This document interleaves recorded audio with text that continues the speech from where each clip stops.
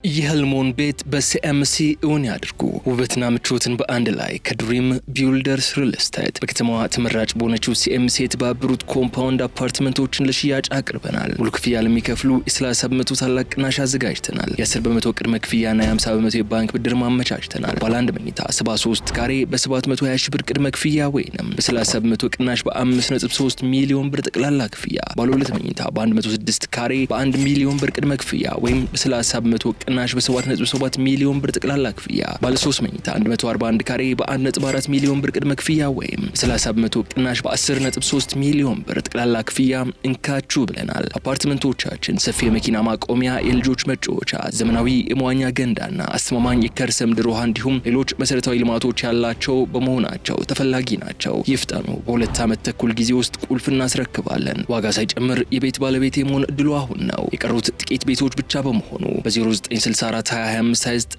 አሁኑን ይደውሉ። ድሪም ቢውልደርስ ሪል ስቴት።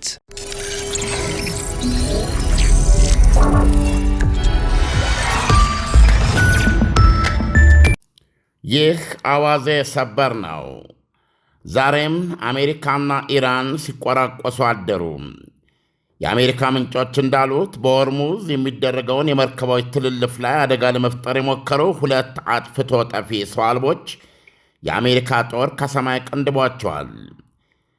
የአሜሪካ ማዕከላዊ ዕዝ በኤክስ ገጹ ሲጽፍ ዛሬ ሌሊት በመካከለኛው ምስራቅ የአሜሪካ ኃይሎች የሆርሙዝ ሰርጥ ዓለም አቀፍ መተላለፊያ ላይ አደጋ የጋረጡ 2 አጥፍቶ ጠፊ ሰው አልቦችን መተው ጥለዋል ብለዋል።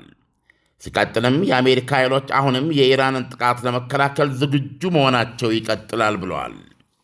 ማዕከላዊ ዕዙ ሴንትኮም አርብ ሌሊትም ወደ ሰርጡ የተተኮሱ 4 የኢራን ሰው አልቦችን መቶ መጣሉን አስታውሰዋል። ለጥቆም ዳርቻውን ተከትለው የተተከሉ የራዳር ጣቢያዎችንም መደብደቡን ገልጸዋል።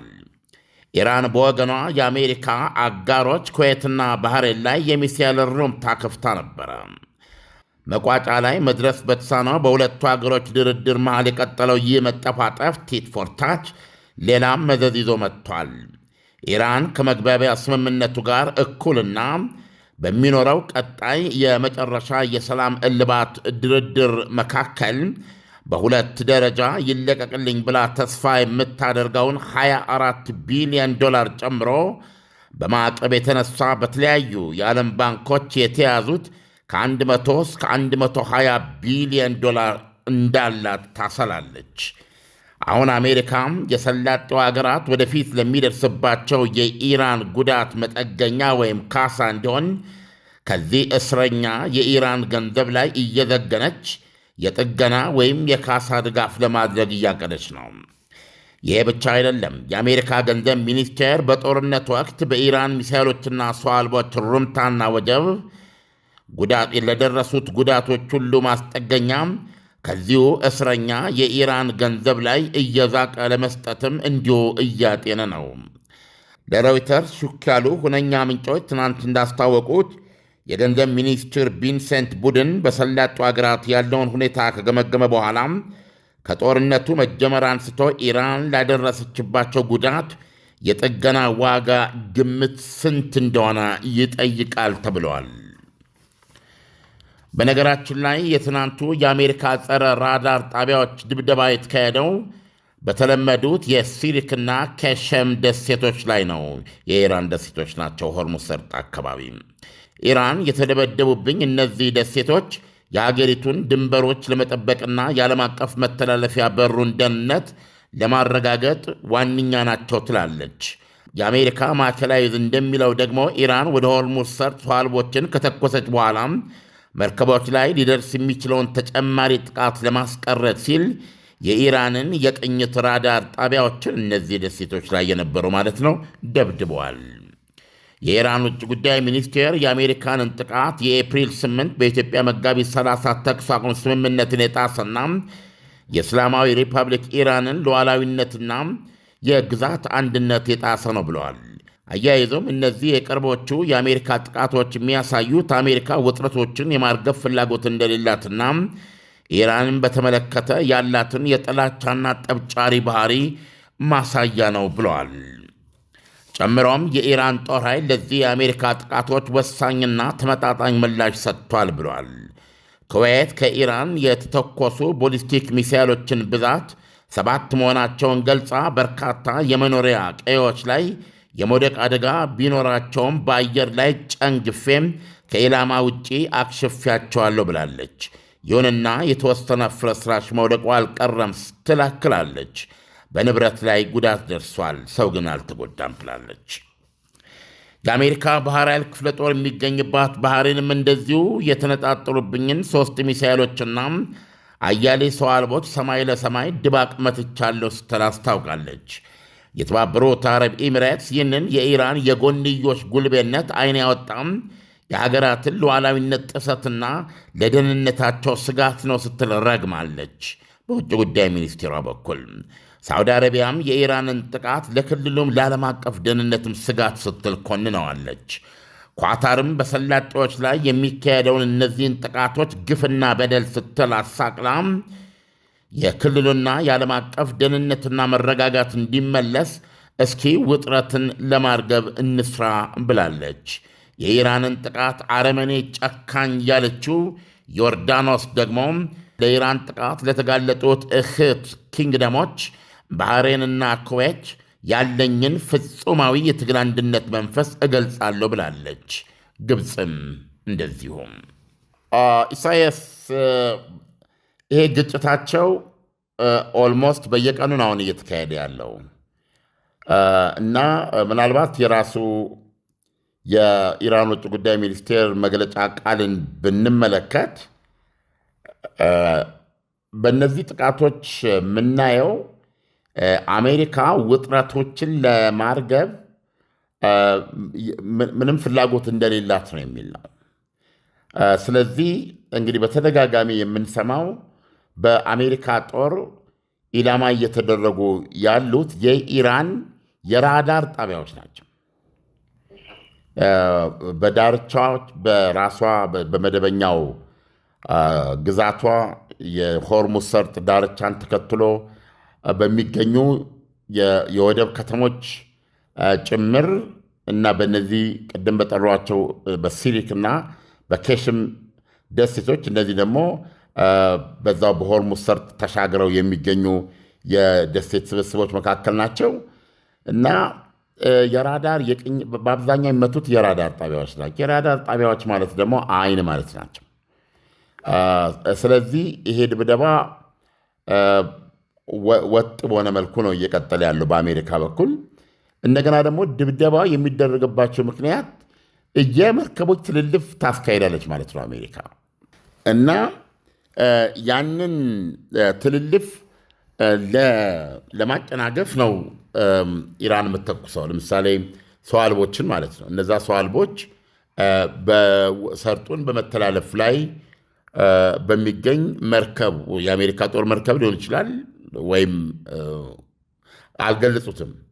ስለዚህ እነዚህን መትቼ ጥያለሁ የሚለውን ነገር ስትመለከት ያለ ኢራን ፍቃድ መተላለፍ ትችሏል ብለን እንድታስብ ያደርግሃል። ስለዚህ ሁለቱ ሀገሮች እየተጎዳዱ ነው እና በኢራን በኩል አሁን የምታየው እነዚህ ነገሮች ተደምረው ወደ ጦርነቱ ግን መግባት አይፈልጉም ካልተገደዱ በስተቀር። ምክንያቱም ኢራን ይሄ በቋሚነት በየዕለቱ የሚገጥማት ነው። ስለዚህ አሁን ሆርሙዝ ሰርጥን በእሷ ሉዓላዊነት ስር መሆኑን ለማረጋገጥ በየቀኑ ከአሜሪካ ጋር እየተፏከተች ነው ያለችው ማለት ነው። ስለዚህ እንደ ድግግሞሹ የተቋረጠውን ግጭት እና ደርዝ ያጣውን ድርድራቸውን አጣምረ ስትመለከት ወደ ጋመ ሁኔታ ሊገፋፉ ይገቡ ነበር። ነገር ግን ወደዛ መሄድ ሁለቱም አይፈልጉም።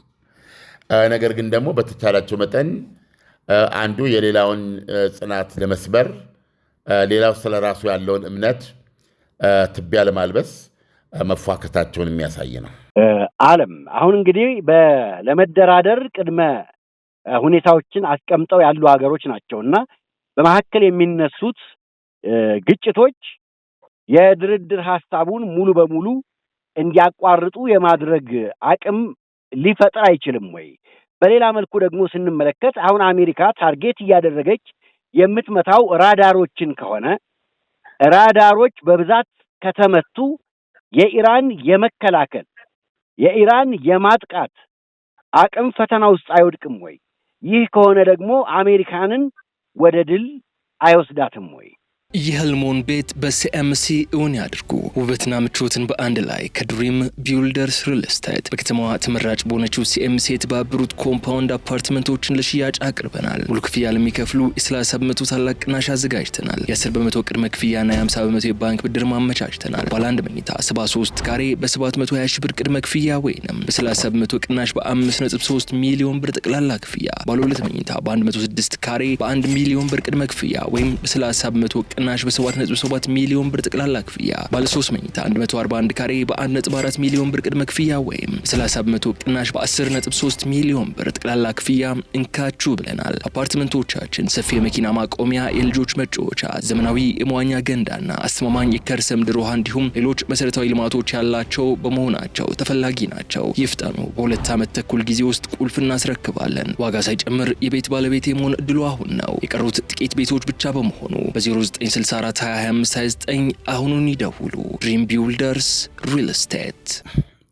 የሚመቱት የራዳር ጣቢያዎች ናቸው።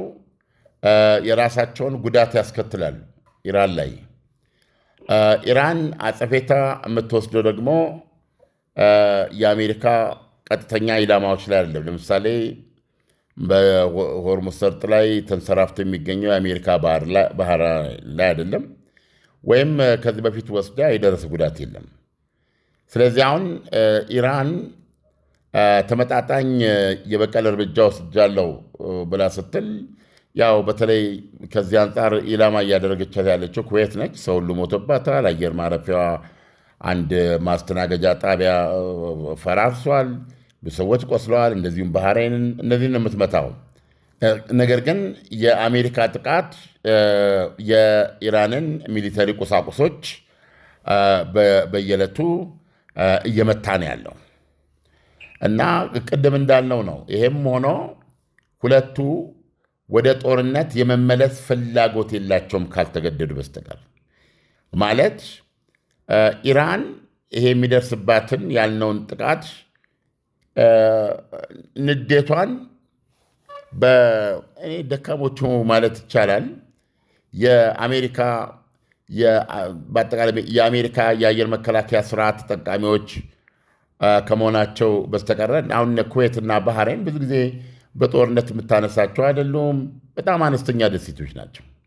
ማለት አነስተኛ በጣም ሰላማዊ የሆኑ ሀገሮች ናቸው። የትጥቅ ሀገሮች አይደሉም። ስለዚህ ይሄም ሆነው እነዚህ ሀገራት ያው ራሳቸውን መከላከል የቻሉበትን ሁኔታ ነው የምታየው። ምክንያቱም የአሜሪካ ጦር እዛ ስላለ በፓትሪዮት ሚሳይል ነው አየር ክልላቸውን የሚያስጠብቁት። ይህን ሁኔታ ነው የምታየው።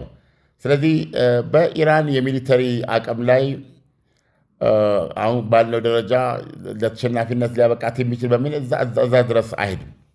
ነገር ግን በየዕለቱ እየተኮረኮመች ነው። እሷም ደግሞ የአሜሪካንን አጋሮች እየኮረኮመች ነው። ለዚህ ነው አሁን ኮረስ ነው እየሰማን ያለ ነው። እያንዳንዱ የሰላጤ ሀገር በእያንዳንዱን ዕለት የኢራንን ጥቃት ያወግዛል፣ የራሱ ቋንቋ ያወግዛል። ሌላ ከጥያቄ ባሻገር ዓለም ለመጀመሪያ ጊዜ ነው ማለት ይቻላል ግብፅ የተቃውሞ ድምፅ ያሰማቸው ታሰማለች። እኔ ብዙ ይቅርታ እዚህ ላይ ስሜታዊ ነኝ። ያው እንደ ሌሎች ሀገሮች እንትን የምትለዋል ግብፅ ማለት የዚህ የአፍሪካ ቀንድ አካባቢ የማያባራ ቀዝቃዛ ጦርነት ውስጥ የሚኖር ነው እና እኔ በራሴ በጣም የሚያፈርሰው ነኝ። በዚህ በራሴ ውስጥ ያለው በአፍሪካ ለአፍሪካ ያለው ችግር እንዳለ ሆኖ ገብተዋል። ይሄ አፍሪካ ቀንድ የግብፅ መፈንጫ ነው። የግብፅ መፈንጫና የሐሰትና የቅጥፈት የህልውና ፖሊሲ ተብዬ የተቀረጸበት እና አንድ የአፍሪካ ሀገር የተፈጥሮ ሀብቷን ሙሉ በሙሉ ለእሷ እንድትለቅ ይደረግ ዘንድ ወይ ትበታተናለች። በጣም ችግር የምትፈጥርና የሰላጠው አካባቢን በዛው መጠን ነው የምጠላው። ፍትህ የሚባል የማያውቁ እንደ ማህበረሰብም እንደ ፖለቲካ ሰዎችም እንደ ምሁራንም የተለየ ድምፅ የማትሰማበት አንድ አይነት አቋም ይዘው የሚሄዱ አካባቢዎች ናቸው። ስለዚህ ግብፃዎች ስለ ሰላጡ ሀገሮች የሚሰጡት መቆርቆር የምገልጸው ለአድማጮች ባለኝ ታማኝነት ነው። ግብፅም እንደዚሁ ምለው እንጂ ግብፅማ የሰላጤውን ሀገሮች መከታ አድርጋ ነው መከራ የምታበላል።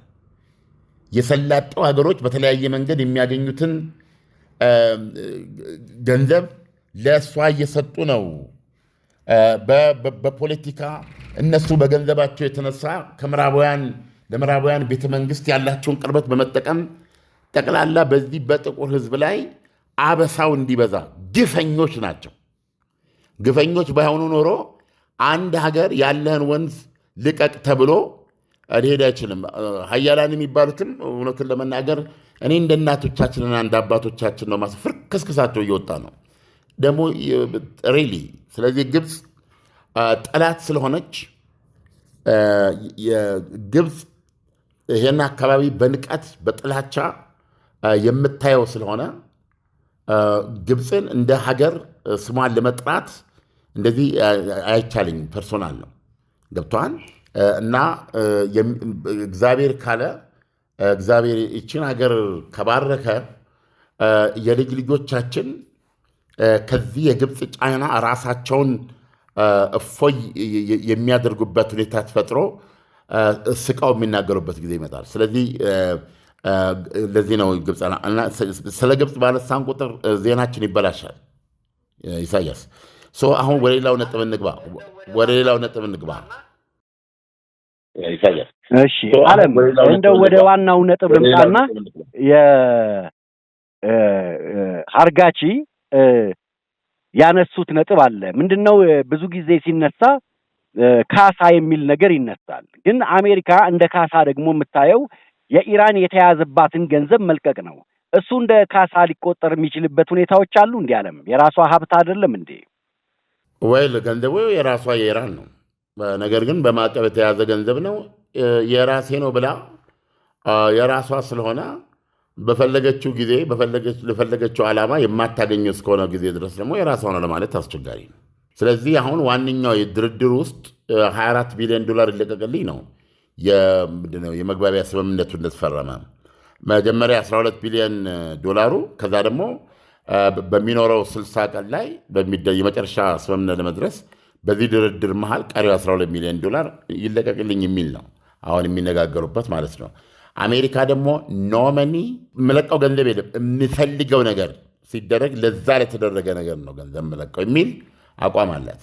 ስለዚህ የኒውክሌር ፕሮግራሟን አሜሪካ በጠየቀችው መሰረት ቢያንስ ለ20 ዓመታት ምንም አይነት የዩራኒየም ማበልጸግ እንደማታካሄድና እንደዚሁም ደግሞ ከሁሉም በላይ እስከ 10 የኒውክሌር አረር ሊሰራ የሚችለው የበለጸገው ዩራኒየም መቼና የት በምን ሁኔታ እንደምትሰጪ ግልጽ አድርገሽ አስቀምጪ የሚል ጥያቄ ቀርቦ ነው እየተጠበቀ ያለው። ስለዚህ ለእነዚህ የአሜሪካ ፍላጎቶች በምትሰጠው ምላሽ መጠን ነው ገንዘቡን ሊለቅ የምችለው ነው። የሚሰጠኝ ነገር ሳይኖር የምለቀው ገንዘብ የለም የሚል ነው የአሜሪካ አቋም።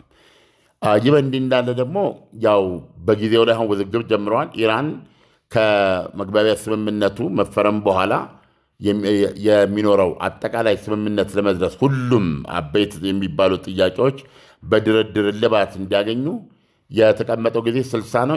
ኢራን 90 አይሆንልኝ ብላለች። ዶናልድ ትራምፕ አንገት ይቆረጣል ብለዋል። ኤኒዌይ በዚህ ሰዓት ትልቁ ነገር አሜሪካ በተዘዋዋሪ መንገድ ግን ጦርነቱን እያካሄደች ነው። አንደኛ ይሄ በየዕለቱ የሚቆራቆሱት ነገር፣ ሁለተኛው ደግሞ በተለይ በኢራን ላይ የተጣለው የባህር ኃይል ከበባ ነው። እስካሁን ድረስ የተለያዩ ምንጮችን በመጥቀስ በመተንተን አልጀዚራ እንዳቀረበው ኢራን $6 ቢሊዮን አታለች። አሜሪካ የዚህ የባህር የወደቦቿን ከዘጋች በኋላ ማለት ወደ ወደቦቿ የሚገባ ከወደቦቿ የሚወጣ መርከብ እንዳይኖር በማድረጓ እስካሁን ድረስ $6 ቢሊዮን በላይ አታለች ነው የሚለው። ሶ ዩ ካን ኢማጂን ከምንድነው ከዚህ ከታሰረ ከ100 እስከ $120 ቢሊዮን ከሚሆነው ገንዘቧ $24 ቢሊዮን ለማስለቀቅ ነው ይሁሉ ኦልሬዲ እዚህ ሌላ $6 ቢሊዮን እያጣች ነው። እንደገና ደግሞ በዚህ ዜና ላይ እንደሰማው ቪንሴንት የአሜሪካ ገንዘብ ሚኒስትር እነ ኩዌት የደረሰባቸው ጉዳት፣ እነ ተባበሩት አረብ ኤሚሬትስ፣ እነ ኳታር፣ እነ ሳዑዲ አረቢያ፣ እነ ባህሬን የደረሰባቸውን ጉዳት አሁን አሴስ ሊያደርጉ ነው እቅዳቸው። ልብ አድርግ። ያ ከተደረገ በኋላ እሱን መልሶ ለመጠገን የሚያስፈልገውን ገንዘብ ይጠይቃሉ ማለት ነው፣ ግምቱ እንዲሰጣቸው። ከዛ የዚህ ግምቱን የጥገናውን ገንዘብ ከኢራን ከ100 እስከ $120 ቢሊዮን ላይ አንስተው ለጥገና ይሰጣሉ። ይሄ ማለት ግዙፍ ነው። ለምሳሌ ቀላል ማሳያ ልስጥ። ልብ አድርግ። ካሁን በኋላ ደግሞ አሁን አንዱ ሁለት ነው ነገሩ። ከዚህ በኋላም ወደፊት በኢራን ጥቃት እነዚህ የሰላጡ ሀገሮች ላይ ለሚደርሰው ጉዳት ማስጠገኛና ለነሱ እንደ ካሳም ልጥሎ ትችላለህ። ከኢራን ገንዘብ ነው የሚሰጠው በማዕቀብ ከታሰረባት ገንዘብ ላይ። እንደገና ይሄ በዚህ እንዳለ ወደኋላ ሄደው ጦርነቱ ከተጀመረ ጀምሮ የሰላጡ ሀገሮች ላይ ለደረሰው ጉዳት ደግሞ ማስጠገኛ ማሰሪያው ገንዘብ ከዚሁ ከፈረደበት እስረኛ የኢራን ገንዘብ ይሰጣል ነው የሚለው። ኦኬ፣ ይሄ ከሆነ ምን ማለት ነው? አንድ ቀላል ማሳያ ልስጥ። ኳታር ላይ ይሄ ግዙፍ የሆነ የጋዝን ወደ ፈሳሽ መቀየሪያ ተቋም አላት እና በአንድ ጥቃት $25 ቢሊዮን ነው ጉዳት ነው የደረሰው። መልሶ ያንን ነገር ለመጠገን ራሱ በጊዜ ደረጃ 5 ዓመት ይፈጃል፣ በገንዘብ $25 ቢሊዮን ይፈጃል። አሜሪካውን ስትሪክትሊ ይህን ተግባራዊ የምታደርግ ከሆነ $25 ቢሊዮን ከ125 ቢሊዮን የኢራን የታሰረ ገንዘብ ላይ የሚሰጠው። በዚህ ደረጃ ካየን ፕሮባብሊ ኢራን የሚተርፋት ገንዘብ ላይኖር ይችላል፣ አሜሪካ ተግባራዊ የምታደርገው ከሆነ ይንን። ስለዚህ በዚህ መንገድ እየሄዱ ነው። በተኮሰች ቁጥር ራሷን ነው የምትመታው ማለት። አብሶሉትሊ። ወይም ይበቃልም ብዬ አላስብም። አሁን ትልቁ ጥያቄ አሜሪካ ብዙ ብላለች። ለምሳሌ ፕሮጀክት ፍሪደም ብለው በ36 ሰዓት ተቋርጧል አይደል? መርከቦችን እያጀቡ የማውጣት እንቅስቃሴ። ዞሮ ዞሮ በተግባር የሚያደርጉት ከሆነ if they walk the talk የሚሉትን በተግባር የሚያደርጉት ከሆነ ግን ካሁን በኋላ ምንም ሌላ ተጨማሪ ጉዳት ሳታደርስ አሁን ባለው ብቻ ኢራን ምናልባት ወደ $100 ቢሊዮን የታሰረ ገንዘቧን ተሰናብታለች ማለት ይቻላል። እና እንደዛ አይነት ሁኔታ ነው ያለው። ዓለም ለትንታኔው ከወዲሁ አመሰግናለሁ። መልካም ቀን ይሁንልህ። መልካም እሑድ። የህልሞን ቤት በሲኤምሲ እውን ያድርጉ። ውበትና ምቾትን በአንድ ላይ ከድሪም ቢውልደርስ ሪል ስቴት በከተማዋ ተመራጭ በሆነችው ሲኤምሲ የተባበሩት ኮምፓውንድ አፓርትመንቶችን ለሽያጭ አቅርበናል። ሙሉ ክፍያ ለሚከፍሉ የ30 በመቶ ታላቅ ቅናሽ አዘጋጅተናል። የ10 በመቶ ቅድመ ክፍያና የ50 በመቶ የባንክ ብድር ማመቻችተናል። ባለ አንድ መኝታ 73 ካሬ በ720 ሺህ ብር ቅድመ ክፍያ ወይንም በ30 በመቶ ቅናሽ በ5.3 ሚሊዮን ብር ጠቅላላ ክፍያ። ባለ ሁለት መኝታ በ106 ካሬ በ1 ሚሊዮን ብር ቅድመ ክፍያ ወይም በ30 በመቶ ቅናሽ በ7.7 ሚሊዮን ብር ጠቅላላ ክፍያ። ባለ 3 መኝታ 141 ካሬ በ1.4 ሚሊዮን ብር ቅድመ ክፍያ ወይም 30 በመቶ ቅናሽ በ10.3 ሚሊዮን ብር ጠቅላላ ክፍያ እንካችሁ ብለናል። አፓርትመንቶቻችን ሰፊ የመኪና ማቆሚያ፣ የልጆች መጫወቻ፣ ዘመናዊ የመዋኛ ገንዳና አስተማማኝ የከርሰ ምድር ውሃ እንዲሁም ሌሎች መሰረታዊ ልማቶች ያላቸው በመሆናቸው ተፈላጊ ናቸው። ይፍጠኑ። በ2 ዓመት ተኩል ጊዜ ውስጥ ቁልፍ እናስረክባለን። ዋጋ ሳይጨምር የቤት ባለቤት የመሆን እድሉ አሁን ነው። የቀሩት ጥቂት ቤቶች ብቻ በመሆኑ በ0964 25 29 አሁኑን ይደውሉ። ድሪም ቢውልደርስ ሪል ስቴት